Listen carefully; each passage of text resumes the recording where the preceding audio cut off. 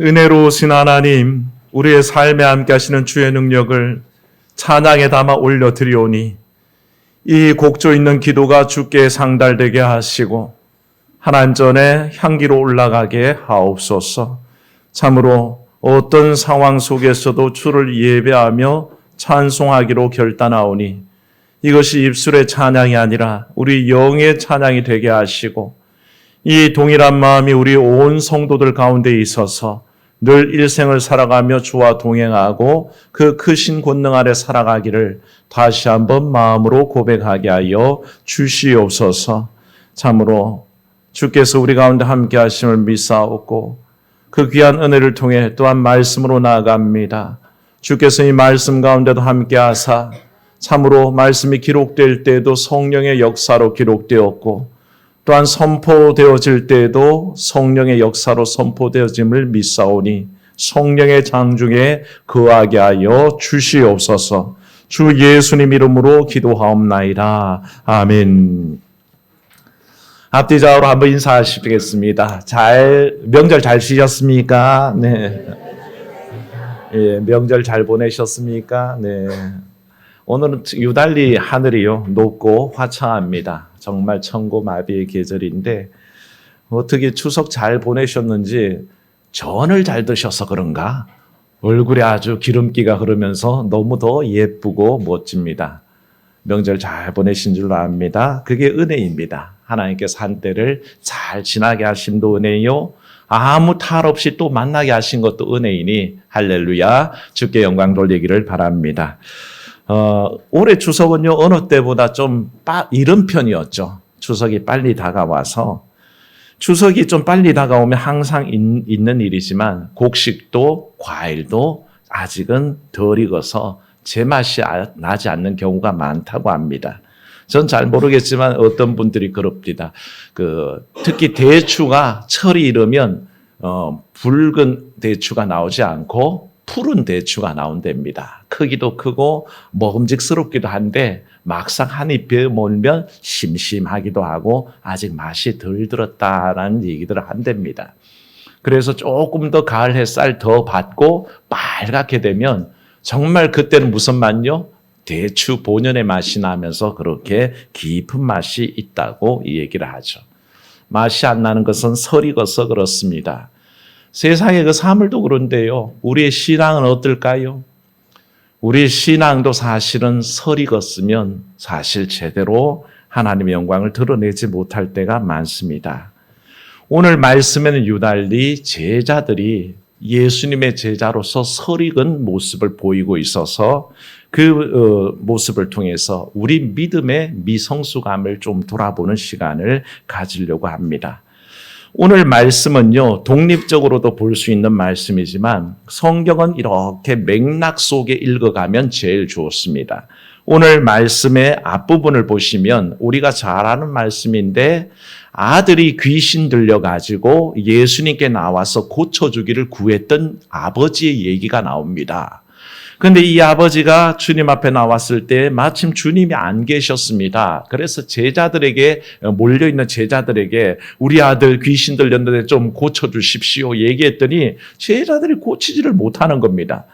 그때 한참 실망감에 젖어 있을 때에 변화산에 올라가셨던 주님께서 내려오셔서 그 아들 앞에 서자 이 아버지가 간구합니다. 주님, 할 수 있거든 내 아들 좀 고쳐주세요 라고 그렇게 기도할 때 주님께서 약간의 노기를 띠시고 그의 신앙을 고쳐주십니다. 뭐라 하셨습니까? 할 수 있거든이 무슨 말이냐? 믿는 자에게 능치 못할 일이 없느니라. 이 말씀에 이 아버지가 큰 충격을 받습니다. 내가 주님 앞에 나온다고 나왔는데 뭐라고요? 할 수 있거든. 하나님이 할 수 있다 없다를 사람이 생각하며 하나님이 할 수 있다면 그게 무슨 말입니까? 하나님께 능치 못한 일이 뭐가 있습니까? 그런데도 자기도 모르게 뭐라고 그랬습니까? 주님 할 수 있거든. 그 능력 되면 이거 감당하실 수 있으면 한번 우리 아들 고쳐주세요. 이렇게 얘기하자 주님께서 그 신앙을 고쳐주신 거죠. 그랬더니 이 아버지가 깜짝 놀라면서 주 앞에 구합니다. 내 믿음 없음을 도와주소서. 그렇게 기도하며 주 앞에 간구할 때에 주님께서 고쳐주시는 은혜를 베푸셨죠. 제자들이 궁금합니다. 따로 있을 때 주님 앞에 물어봅니다. 주님, 왜 우리는 그 귀신을 쫓아낼 수 없었습니까? 물었을 때에 오늘 말씀과 이어지고 있는 29절 한번 보십시오. 성경을 펴놓은 분들은 20절을 보십시오. 읽어보십시오. 이르시되 기도 외에 다른 것으로는 이런 종류가 나갈 수 없느니라 하시니라. 아멘. 무슨 말입니까? 기도의 능력으로 이런 일이 일어난다. 믿음으로 이런 일이 일어난다. 성령의 능력으로 이런 일은 일어난다. 라고 가르쳐 주신 겁니다. 이 맥락이 오늘 말씀에까지 이어지고 있습니다. 믿음의 사건이란 것입니다. 기도의 사건이고 성령의 능력의 사건이란 뜻입니다. 그리스도인들에게 우리가 이 땅을 살아가면서 기적이 일어난다면 그건 다른 게 아닙니다. 내 삶에 알량한 그 능력이 아니라는 것입니다. 오직 기도와 믿음과 능력으로 성령의 능력으로 일어나는 일들이지 내 스스로의 경험과 내 스스로의 지식과 능력이 아니란 것입니다. 그게 이어지고 있다는 것이죠. 우리는 이 문제를 진지하게 생각해 봐야 됩니다. 예수 그리스도 앞에 나올 때의 이 아버지의 믿음은 완성형처럼 보입니다. 주님 앞에 나오니까 그 믿음이 다 된 것처럼 보이지 않습니까? 그러나 아직은 설익었다는 것입니다. 주의 말씀에 대한 능력이 확고하지 않고 그 믿음이 온전히 서 있지 않았습니다. 그러니까 무슨 말이 나옵니까? 할 수 있거든요. 이런 말이 나오는 거죠. 우리의 모든 삶이 똑같습니다. 목사가 되었으니 믿음이 있겠거니, 교회에 나와 앉아있으니 믿음이 있겠거니, 아니요. 주님께서 지금 우리에게 고백하시기를 원하는 것은 주님, 나는 연약합니다. 내 믿음 완숙하게 하옵소서. 내 믿음 성장하게 하옵소서. 의심 없게 하옵소서 구하기를 원하신다는 것입니다. 그런 성도들 되시기를 축원합니다. 바로 그런 능력으로 우리는 나아가야 되는 겁니다. 오늘 말씀 복음서의 말씀이 그렇습니다. 복음서에는 늘 세 차례의 순환 예고를 하고 있거든요. 그게 공간복음에는 똑같이 나타납니다. 제가 자주 가르쳐 드렸지만 마태, 마가, 누가복음을 같은 관점에서 바라본다고 공관복음이라고 부르는데 이 공관복음에는 똑같이 세 번의 순환 예고를 했다라고 가르쳐 줍니다.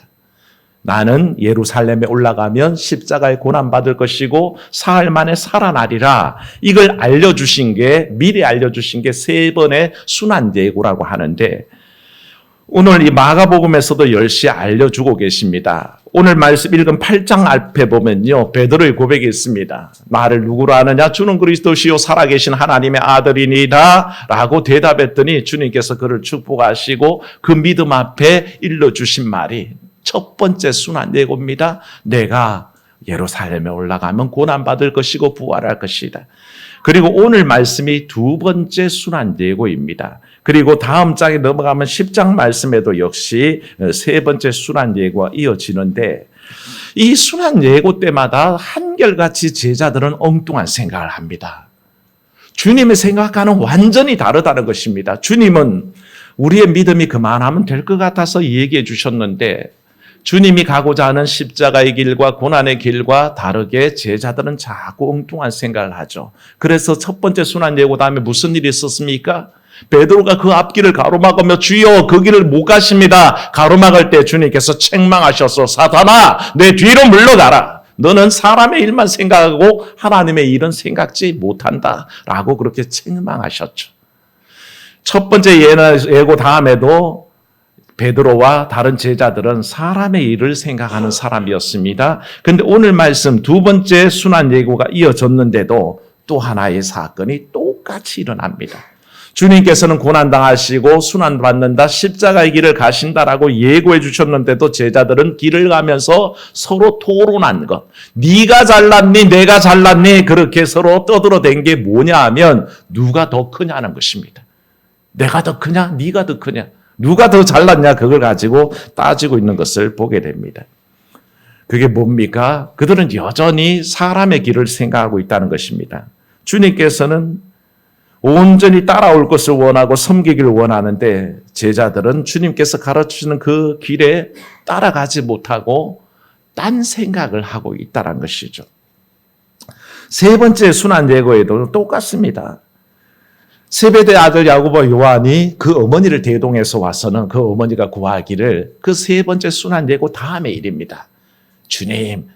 주님께서 그 나라 올라가시면, 그 나라 확보하시면, 그 나라를 점령하시면 아들 둘이를 하나는 우편에 하나는 좌편에 앉혀주십시오.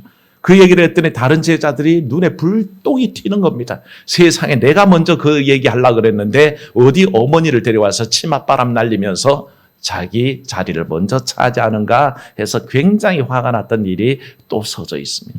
그러니까 세 번의 순환예고 다음에 주님은 고난의 길, 제자들은 영광의 길, 잘되는 길, 복된 길, 높은 자리, 남들 섬김받는 자리, 그걸만 생각하고 있다는 거죠. 거기에서 하나님의 길과 또 사람의 길이 달라진다는 것을 보게 됩니다. 우리말에 그런 말이 있습니다. 여러분 잘 아시죠? 서당계 3년이면 대답을 해 주셔야 제가 계속하죠. 서당계 3년이면 네, 풍어를 읊는다. 네, 서당계 3년이면 풍어를 읊어야죠. 예수 제자 3년이면 예수께서 가는 길 정도는 이해해야죠. 맞습니까? 네. 예수님 쫓아 살았으면 3년 정도면 믿음 안에 들어서야죠. 교회 다닌 지 3년여간 되어가면 이젠 구원의 길과 하나님께서 나를 위해 참으로 베푸르신 그 은혜와 예수께서 내 죄 위에 죽어주셨다는 그 십자가의 사건이 자리 잡아야죠. 그런데도 우리는 왜 그렇게 설이 걷는지 아직도 거기에 들어서지 못한다는 것입니다. 들은 풍월은 있는데 그게 마음에 자리 잡지를 못하고 그것을 귓등으로 듣기는 했는데 마이동 분격으로 흘러가 버리는 생각이 되어버린다는 것입니다. 주님께서 3년 내내 제자들을 데리고 다니시며 같이 먹고 같이 자고 같이 생활하시면서 일러주신 게 하늘의 일입니다. 그리고 십자가의 길, 고난의 길, 섬기는 길, 낮아지는 길, 이웃을 사랑하는 길을 가르쳐 줬습니다. 그 정도만 알아야 되는데 제자들은 여전히 어떻습니까? 매번 순환 예고를 또다시 해주셔도 그 앞에서 높은 자리, 섬김받는 자리, 누가 크냐를 가지고 다투는 자리에 서 있다는 것이죠. 그렇게 사람의 길에 매여 있으면 하나님의 길을 볼 수가 없습니다. 한번 따라합시다. 사람의 길에 붙잡혀 있으면 하나님의 길을 갈 수 없습니다. 사람의 길에 붙잡혀 있는 사람은 절대 하나님이 원하시는 길을 못 갑니다. 왜? 나를 꼭 붙잡고 있기 때문에 그렇습니다. 인간적인 생각과 인간적인 욕심과 인간들이 원하는 길을 내 생각에 고착시키고 있으니 하늘의 길이 보이겠습니까? 오늘 말씀드렸는데요. 어떤 배고픈 돼지가 길을 가다가 길가에 뚝 떨어진 맛있는 열매 하나를 발견했습니다. 배가 고팠기 때문에 너무너무 맛있습니다. 조금 벌레 먹기도 했고 조금 땅에 떨어져 있었으니 썩기는 했지만 그래도 이 열매가 너무너무 맛있는 겁니다. 다 먹고 났더니 한 개가 더 먹고 싶습니다. 그때부터 어떻게 할까요? 사방을 둘러보는데 하나도 떨어져 있지 않습니다. 아, 이게 땅에서 왔나 보다. 그래서 그때부터 코를 킁킁대면서 부리를 가지고 땅을 파기 시작합니다. 얼마나 파고 들어가는지 온통 피투성이가 될 정도로 파고 들었습니다. 이제는 그 구덩이가 얼마나 깊어졌는지 스스로 나올 수 없는 깊이인데도 그는 그것만 파고 있습니다. 그 돼지가 그렇게 파고 결국에는 없나 보다 하고 힘이 빠져서 벌러덩 자빠졌더니 이게 웬일입니까? 나무 위에 온통 그 많은 열매들이 주렁주렁 햇살 가운데 있더라는 것입니다. 썩지도 않았습니다. 벌레도 안 먹었습니다. 너무 영롱한 과일들이 그렇게 그 나무 위에 매달려 있는데 이 돼지는 어리석게 땅만 보고 그렇게 땅을 파다가 죽게 되었죠. 이 돼지가 한마디를 남기며 죽습니다. 하늘에 있는 것을 모르고 이렇게 땅만 파다 죽게 되지. 그래서 돼지가 돼지랍니다. 믿거나 말거나. 우리 인생이 그렇습니다. 하늘에 보화가 있는데도 땅만 팝니다. 물질을 파고 지식을 파고 권력을 파고 명예를 받으러 가는데 나중에는 그게 내 생명을 올가매어서 내가 도저히 빠져나올 수도 없는 함정처럼 나를 가두고 있다는 것입니다. 그런데 그걸 깨달으면 다행인데 우리는 숨 넘어갈 때까지 그걸 깨닫지 못한다는 것입니다. 이 돼지의 그 삶 속에 우리의 삶이 비쳐 보인다는 것입니다. 진작 눈을 들어서 하늘을 바라보면 거기에 하나님께서 예배하신 놀라운 것들이 있는데 우린 그거 안 봅니다. 그저 땅만 파면서 땅에 뭐가 나오겠거니 여기에 내가 필요한 게 있겠거니 그렇게 집착할 때에 결국에는 거기서 생을 마감할 수밖에 없다는 것이죠. 어떤 이들은요, 이 땅을 살지만 하늘을 보면서 사는 사람이 있습니다. 땅은 이 발을 디디고 살 수밖에 없지만 눈은 하늘을 보며 하나님이 내게 주실 것을 기대하는 사람이 있습니다. 그런데 어떤 사람은요, 하늘 보지 않습니다. 오직 땅만 보며 이 땅에서 뭐가 날까 하고 사는 사람들도 있다는 것입니다. 여러분 어디에 서 있습니까? 발은 땅에 두지만 눈은 하늘에 두시기를 축원합니다. 그게 우리 그리스도인들의 삶의 모습입니다. 오죽했으면 골로새서 3장에 사도 바울이 골로새서 교인들을 향해서 그렇게 부탁합니다. 땅에 있는 지체들을 죽여라. 곧 음란과 부정과 사욕과 악한 정욕과 탐심이니 탐심은 우상 숭배니라. 땅에 있는 지체는 죽이라는 것입니다. 땅을 지향하며 살아가는 삶을 포기하라는 것입니다. 그저 땅에 있는 것이 죄일인지 알고 그저 꿀꿀대며 파고 있는 그 땅을 파는 그 행위를 멈추라는 것입니다. 그건 결국 자기를 죽게 하는 것. 오히려 사도 바울은 말하기를 위의 것을 찾으라는 것입니다. 그곳에는 하늘의 것이라고 생각되어지는 그 하나님이 계시고 그리스도가 계신 곳, 그가 베풀어 주실 놀라운 상급들이 있는 그곳이라는 것입니다. 바울은 그것을 권했습니다. 그리고 그걸 따라 사는 삶이 옳은 삶이라 그랬습니다. 우리의 사는 방식이 다 다양합니다. 어떤 사람 각기 자기의 모습대로 살아가죠. 그 삶이 옳다 그르다를 말하기 힘든데 오직 믿음 안에서 하늘을 보고 사느냐 땅의 것만 찾고 사느냐를 가지고 얘기할 때는 바울은 단호하게 하늘을 보고 사는 삶이 옳다라고 얘기했습니다. 우리의 삶이 그러하다는 것입니다. 주님께서 바로 오늘 이 말씀 속에서 우리에게 그와 같은 선택을 하라고 권면하고 계시죠.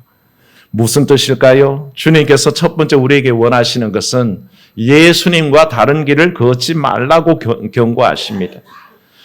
주님은 33절에 제자들에게 묻습니다. 얘들아, 너희가 길 가면서 토론한 것이 도대체 뭐냐라고 질문을 던집니다. 길을 가고 있죠. 주님과 같이 길을 가고 있습니다. 그런데 주님이 가는 길은 십자가의 길이요 고난의 길인데 제자들은 잘난 길, 복된 길, 자기에게 세속적인 욕망이 가득 찬 길, 그 길을 걸어가고 있다는 겁니다. 가는 길은 똑같은 것 같은데 전혀 다른 생각, 동상이몽을 하고 있기 때문에 그들은 다른 길을 가고 있었다는 겁니다.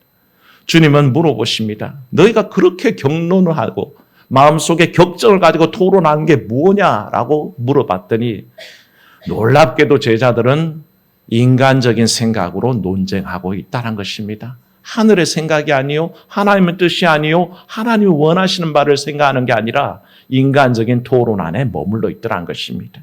그게 바로 제자들이 예수님과 다른 길을 걷고 있다는 것이고요. 그래서 다시 고치시는 말씀은 예수님이 가신 길과 일치시키라는 것입니다. 주님 보여주신 길은 뭡니까? 오늘 말씀을 한마디로 정의하실 때에 낮아져라, 섬겨라. 주님께서 세상 사람들을 위해서 목숨 주어가며 섬기듯이 너희도 그렇게 섬기는 사람이 돼야 된다라고 그렇게 알려주고 있는 것이죠. 그 길을 이해한다면 우리는 주님을 따라 참으로 고난의 길, 섬김의 길, 낮아지는 길, 십자가의 길, 그 길을 갈 수 있다는 것입니다. 그걸 따라가야 합니다. 그런데요, 놀랍게도 아직은 아닙니다. 아직은 멀었습니다. 그러나 곧 그럴 때가 올 줄로 믿습니다. 주의 권능에 기대하십시오. 기도하십시오. 주님, 내 믿음 없음을 도와주소서. 내가 주님 따라갈 수 있게 하옵소서. 주님이 제시해 주신 길을 쫓아가게 하옵소서. 하나님이 원하시는 가장 아름다운 그리스도인의 모습으로 살아갈 수 있는 능력을 주시옵소서. 그게 우리의 기도의 제목입니다. 그렇게 살 때 우리는 그 길에 곧 도착할 겁니다. 아직은 아닙니다. 그러나 곧 가게 됩니다.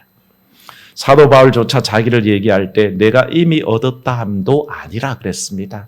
그 위대한 사람도 자기가 아직 완성형이 아니다. 아직도 표대를 향하여 쫓아가는 삶을 산다라고 할 때에 우리는 아직도 한참을 걸어가야 됩니다. 그 길 걸을 때에 서로 어깨동무하고 으쌰으쌰 협력하시고 중보 기도하시고 또 주 앞에 구하십시오. 주여 내 믿음 없음을 도와주소서. 그래서 익어가게 하옵소서. 점점 더 그리스도인답게 말하고 그리스도인답게 생각하고 그리스도인답게 행동하게 하옵소서. 그게 사랑하는 우리 성도들 기도 제목 되시기를 주의 이름으로 축원합니다. 은혜로우신 하나님, 오늘도 주 앞에 나왔습니다. 참으로 아직은 멀었습니다. 그리스도의 제자라고 하지만 우리가 멀었다는 것을 주 앞에 고백할 수밖에 없습니다. 하나 그래서 부끄럽습니다. 그러나 주님 도와주세요. 우리 믿음 없음을 도와주세요. 우리의 연약한 모습을 주께서 도와주세요. 그래서 주 앞에서 완숙해져 가게 하시고 점점 자라나게 하시고 온전해져 가도록 주여 인도하여 주옵소서. 그런 마음으로 주 앞에 서는 우리 사랑하는 성도들, 오늘도 자기의 연약함을 주 앞에 구하옵고 하나님 내 믿음의 연약함을 도와주세요. 주님, 내가 아직 주님 알려면 멀었습니다. 더 알게 해 주세요. 참으로 그리하여 주께서 원하시는 그 길을 넉넉하게 걸어갈 수 있게 하옵소서. 우리 기도 제목 되게 하옵소서. 주 예수님 이름으로 기도하옵나이다. 아멘.